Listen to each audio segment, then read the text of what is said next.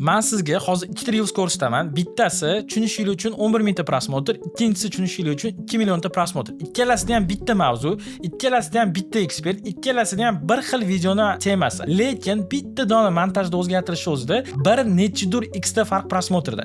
Birinchi videoni ko'ramiz. Bugun sizlar bilan hoji akalarga kerak bo'ladigan so'zlarni o'rganamiz.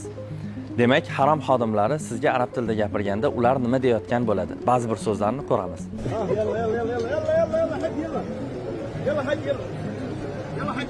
Yalla ya haj. Yalla ya haj, bo'la qoling hoji aka degani. Yalla ya haj, bo'la qoling. Quddam ya haj. Quddam o'zi aslida quddam oldinga degani. Quddam ya haj, ya'ni oldinga yuring hoji aka degani. Tariq ya haj. Tariq yo'l, tariq degani aslida qofni g deb nutq qilishadi ular. Tariq ya haj degani yo'l bering ey hoji aka degani. Xo'p. Vara degani orqaga degani. Vara ya haj deydi yoki irja vara deydi. Orqaga qayting hoji aka degani. Irja vara. Hop, mamnu mumkin emas degani. Mamnu mumkin emas degani, man qilingan degani ya'ni. Yana sizga qanday so'zlar qiziq, uni izohlarda yozib qoldiring. Bu videoni hoji akalarga jo'natib qo'ying. Xuddi shu video bilan ekspertimiz yonimizga kelganda men aytganman, bitta dona videoni ko'rib turib, montajda xato bor. Agar shuni biz to'g'rilaydigan bo'lsak, u yerni eng kamida 100 mingtadan shu prosmotr yig'a olamiz deganman va biz to'g'rilagan variantni endi ko'rsanglar bo'ladi va 2,1 million prosmotr yig'gan, tushunishinglar uchun. Umra yoki hajga borganingizda, u yerda ba'zi bir xodimlar gapirayotgan gaplarni shu videodan keyin tushunib olasiz. Yalla ya hajji. Yalla hajji. Bo'la qoling hoji aka degani. Quddam ya haj, oldinga hoji aka degani. Bu fushada quddam deyiladi. Tariq ya haj. Yo'l bering hoji aka degan. Vara ya haj, vara orqaga yuring degan ma'noni anglatadi. Mamnu mumkin emas degan. Yaxshi niyat qilib umra yoki hajga bormoqchi bo'lgan odamga ushbu videoni jo'natib qo'ying va obuna bo'lish esingizdan chiqmasin. Ikkalasida ham ko'rayotgan bo'lsangiz, bir xil ekspert gapirtirilgan, bir xil mavzuda olib chiqilgan. Ya'ni boshqa mavzuni o'zgartirmaganman, hech nimani o'zgartirmaganman. Bitta syomkani qaytadan qilganmiz va xuddi shu yo'nalish bo'yicha to'g'ri montajga tezak berganmiz. Tezak degani bu texnik zadaniya. Bugungi videoda hamma zo'r kontent qilishni o'rgatadi, hamma qanaqa kontent yozishni o'rgatadi, hamma AIlar bilan zo'r kontent yozishni o'rgatadi, lekin faqatgina kontent yozish bilan bizning ishimiz bitmaydi. Lekin bizga eng muhim частьdan, eng недооцененный narsalardan bittasi bu to'g'ri montajyor bilan ishlash. Montajyorga biz hech qachon videoni tashlab turib, "Men shu montajni qilib olgan, men shu montaj menga uchadigan qilib bergin" desa, u hech qachon o'zidan o'zi zo'r g'oya qilmaydi. Agar talantli bir 50-60 dollardan qiladigan montajyor bo'lmasa, lekin hammaga unaqa montajyor bilan ishlash cho'nchagiga ko'tarmaydi. Istalgan montajyor bilan ishlashingiz uchun, любой bitta ko'chadagi ukangiz montajyor bilan ishlashingiz uchun ham to'g'ri keladigan menda cheklistim bor. O'sha cheklist bo'yicha hozir bitta to'xtalamiz. Nima qilsak biz montajyorga to'g'riroq zadaniya bersak, biz yaxshiroq effekt olamiz. Har bittasiga chuqurlashib boramiz. Birinchisi umumiy videoga referens berish. Ya'ni biz istalgan yo'nalishda kontent qilayotganimizdan oldin biz uni har xil bozorda ko'ramiz. Amerika bozorida, Rossiya bozorida yoki shunga o'xshagan O'zbekiston bozorida kimdir o'sha videoni qilib ko'rgan bo'ladi. O'sha videoni qanaqa formatda bo'lishidan qat'iy nazar, kimdan misol olgan bo'lsak, o'sha misolni montajyorga tashlab berishimiz kerak. Chunki nimaga? U tushunish kerak, qanaqa stilda bo'lyapti. Sokin stilda bo'lyaptimi, adrenalin stilda bo'lyaptimi, qanaqadir tez chiqyaptimi shriftli kichkina chiqyaptimi, katta chiqyaptimi, umumiy montajyor tushuncha olish kerak. Birinchi etapda o'shaning uchun har doim qayerdandir g'oya olasizmi, qayerdandir ideya olasizmi, обязательно o'shani linkini o'zingiz uchun saqlanib chiqib qo'ying va montajyorga tashlab bering. Montajyor tushunsin, qayerdan kimdan nima g'oya olayotganingizni. Ikkinchisini hozir men misolda tushuntiraman. Bu videoni boshlanish, ya'ni birinchi 3 sekundda montajyorga bizni aniq, tiniq video berishimiz kerak. Qanaqa videoni u boshiga qo'yish kerak. Chunki tushuntira oldim. Hozirgi kunda istalgan reelsda zo'r prosmotr yig'ish uchun videoni boshlanishi agar 100 bilan chiqadigan bo'lsa, juda ham ehtimoli kam u reelsga rekomendatsiya chiqishi. O'shaning uchun bizda B-roll degan narsa bor. B-roll bu kadr ustiga qo'yiladigan videolar. O'shaning uchun xuddi shunaqa videolardan biz foydalanganimiz yaxshi. O'shaning uchun ham men sizga hozir misolda ko'rsataman. Xuddi shu 2,1 million prosmotr nimaga yig'ilgani, o'shani misolda montajga tezak berishni o'rgatib ketaman.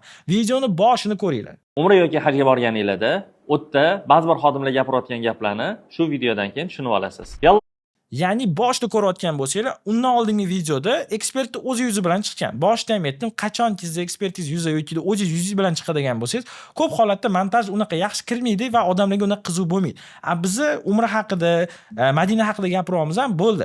U yoqda iloji boricha emotsiyaga o'ynaydigan kadrlar juda ham internetda ko'p. Prosta olib turib Makka, Madina deb yozadigan bo'lsanglar, nechtadir atrifkalar bor, o'shalarni montajyorga bersak bo'ladi. Va biz spesial emotsiyaga o'ynash uchun shunaqa narsa berganmizki, ya'ni ko'rayotgan bo'lsanglar farzandini sudrab yuribdi. Farzandini iminlarni Madinada sudrab yuribdi va har bittasi ko'rsatilyapti va qo'shimchasiga videoni boshida Mamit aytgandek, nima tekst berishimizni aniq qilib berishimiz kerak. Ya'ni ustida tekst yo'q joydan olib tashlash kerak va birol hookka Full HD sifatida tushishi kerak. Keyingisi biz aniq berishimiz kerak, videoni ustida nima tekst chiqadi. Videoni boshlanishida ko'rayotgan bo'lsangiz, umriga borganda shu so'zlarni bilishingiz kerak. Yana qo'shimchasiga pastda yana yozib qo'yganmiz.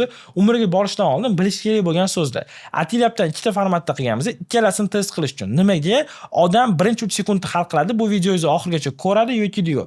O'shaning uchun videoni psixologiyasida ham xuddi shunaqa narsa borki, biz birinchi 3 sekundda qilishimiz kerak bo'lgan narsa vizualni ham ushlab qolishimiz kerak va odamlar tekst o'qiganda ham u mavzu o'ziga qiziqmi yo'qmi bilib olish kerak. O'shaning uchun sarlavhada ham umumiy videomiz masalan ma'nosi bir aytaylik 40 sekundda chiqadigan bo'lsa, qanaqadir video haqida gapiramiz, umumiy ma'nosi 40-sekundda odamlar tushunadigan bo'lsa, kichkina bo'lsa ham sarlavhada xulosa qilib yozib qo'yishga harakat qiling.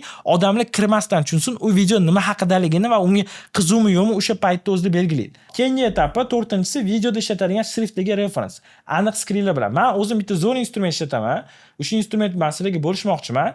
Men har bitta Instagramga kirganimda Reels'ni maza qilish uchun ko'rmayman-da, har bitta Reels'da men referens yig'aman. Referens deganda qanaqa? Misollar yig'aman. Har xil montajli misollari bor va men sizga bir nechta misollarni hozir ko'rsatib o'tib ketaman. Oxirigacha sepish kerak bo'lgan 10 ta atir. Blue Chanel. Chanel 10 ga qo'ygan bo'ladi. Botda tablitsa format. Agar men qayerdadir birinchi savolni qiladigan bo'lsam, qayerdadir tablitsa qiladigan bo'lsam, xuddi shunaqa tartibda qilsam bo'ladi. Ya'ni tablitsada men 10 talik, 5 talik tablitsani belgilayman va qaysi o'rinda o'sha odam chiqadi, qaysi o'rinda o'sha tovar chiqadi, o'sha yerda yoritib ketishim mumkin. Orasida ko'rayotgan bo'lsangiz, kadrlar chiqyapti. Va shriftlarga ham prosta stilistikasi, ranglariga ham e'tibor bersanglar bo'ladi. Yoki-da men formatni ko'ringlar. Trenovka qilishdan kitob o'qishdan to'xtamayman. Trenovka bu meni badanim uchun ibodat. Ko'rayotgan bo'lsangiz, kartinka bundoq ketgan, tepada username bor, bu yerda sekund bor, xuddi shu Grebenyuk formati. Ya'ni qaysidir montajlarni o'tirib podkastni gapiradigan bo'lsa, xuddi shunaqa stilda qilsa bo'ladi va xuddi shunaqa formatda, xuddi shunaqa tekstlar bilan qilsa bo'ladi. Yoki endi darsni ko'rsangiz bo'ladi. Каждый мой рилс приносит мне от 1000 новых подписчиков и не Ko'rasizlarmi?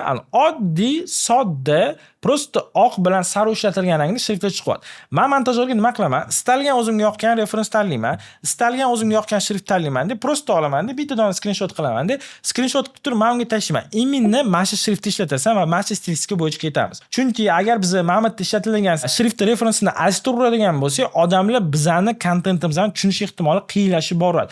Iloji boricha harakat qiling, istalgan yo'nalishda bitta dona shriftni ishlatishni.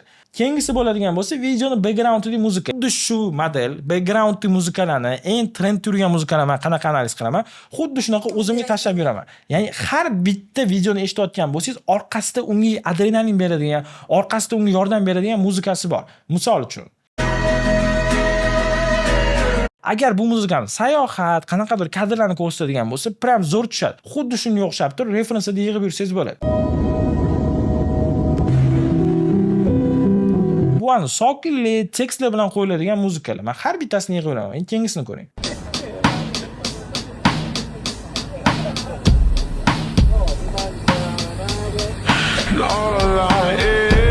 Botda nimadir sotib olganini, nimadir xarid qilganini, nimadirga erishgan atrofida narsalarni qo'ysanglar bo'ladi.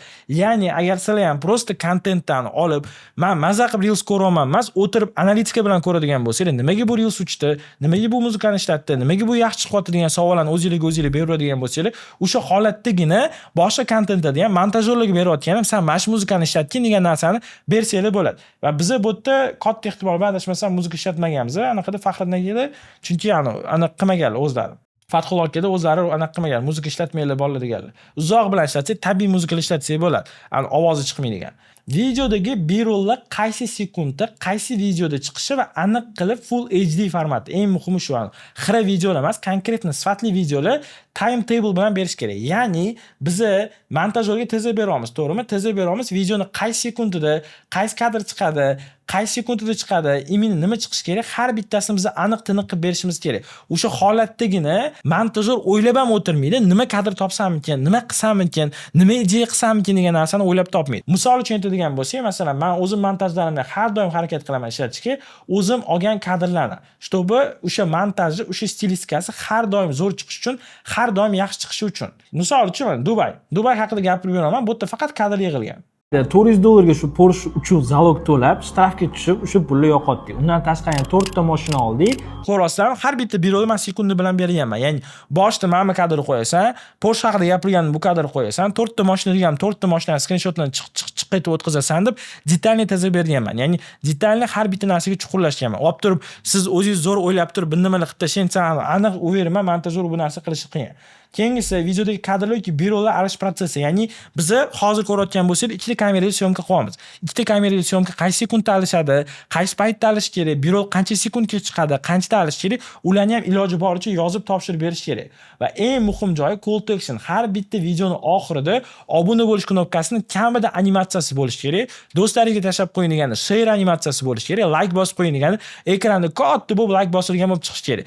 Nimaga? Chunki tushunishinglar uchun adashmasam 30 yoki 40% odam Instagramda Reels'ni bezuk ko'radi. Kechki payt ko'radi, bezuk ko'radi, boshqa joyda ko'rib qolishi mumkin. Men ham joy kelsa ovozini yoqmasdan turib, prosta kartinkasini yoki tekstlarini o'qib o'tiraman. Mana shunaqa paytda odamga biz bundoq qilib tushuncha beramiz. Bizga obuna bo'l, like bos yoki u bitimni tashlagin degan ma'noda. Mana shu 9 ta step bilan istalgan montajyorni, istalgan narxda, istalgan yo'nalishda o'zingizga moslashtirib olsangiz bo'ladi. Bu videodan keyin prosta esingizdan chiqarasiz. Qanaqa men montajlarni zo'r uchiradigan qilsam bo'ladi degan narsani prosta esingizdan chiqarasiz. Bu narsani o'zingiz ham inobatga oling va montajyoringizga ham tashlab qo'ying. Agar montajyoringiz mana shu tizim bo'yicha men montaj bermaydigan bo'lsam, prosta meni eshitmagan narsani bersangiz bo'ladi. Bu bitta to'laqonli Reels uchirish, auditoriya olib kirish bo'yicha qisman kichkina darslik. Agarda mana shu yo'nalishga chuqurroq kirmoqchi bo'lsangiz, mana shu Reelsni o't uyda o'rganaman. Qanaqa Reels orqali auditoriya yig'ishni, obunachi olib kirishni, prosmotr qilishni, sotuv qilishni o'rganaman demoqchi bo'lsangiz, biz sizni Reels 2.0 onlayn potokiga taklif qilamiz. Biz shunaqa produkt qildikki, o'tgan safar Reels 1.0 da qilganimizda 100 tadan 94 tasi rezultatda. 94 tasi 30 kunlik challenge paytlarida har kuni bitta videodan joylashdi. Har kuni videolarga feedback berdik. Har kuni auditoriya yig'ishdi, har kuni prosmotr yig'ishdi. Kimdirlar 70 talab, 80 talab o'zining mahsulotini sotishni boshladi. Ya'ni eng katta o'sish bo'ladi. Ya'ni eng katta Reels bo'yicha community bo'ladi, xudo xolasa va o'sha yerda o'zida men shaxsan o'zimdan 30 taga yaqin to'laqonli noldan boshlab darslar olish imkoniyatingiz bo'ladi. Onlayn platformada bo'ladi, kuratorlar bo'ladi, nazorat bo'ladi, 30 kunlik challenge bo'ladi va oxirida eng zo'r o'quvchilarga alohida sovg'alarimiz ham bo'ladi.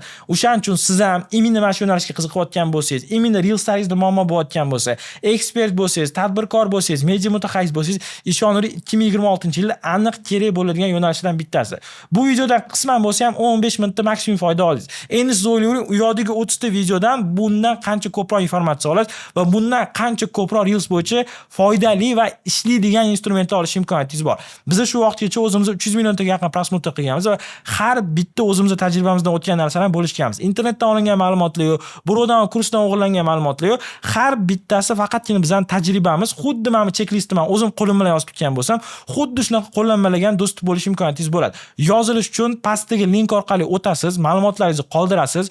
Call centerda bizani xodimlarimiz sizlarga aloqaga chiqishadi va to'laqonli kurs haqida informatsiyani sizlarga berishadi. Ma'qul keladigan bo'lsa, xudo xolasa Reels 2.0 onlayn potokida birga ko'rish nasib qiladi.